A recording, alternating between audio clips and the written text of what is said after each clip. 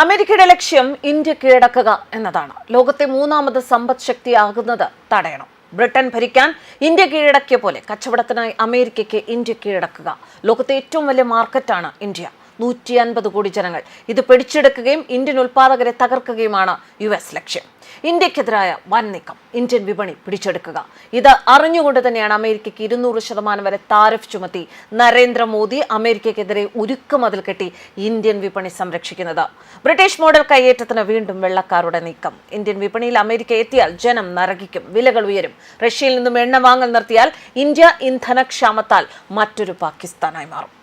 ട്രംപിന്റെ ഭീഷണിക്ക് മറുപടിയായി ഇന്ത്യയുടെ വിദേശകാര്യ മന്ത്രാലയം പുറത്തിറക്കിയ പ്രസ്താവന റഷ്യയിൽ നിന്നും ഇന്ത്യ ക്രൂഡ് പെട്രോളിയം വാങ്ങുന്നതിനു പിന്നിലെ സാഹചര്യങ്ങൾ വിശദീകരിക്കുന്നുണ്ട്.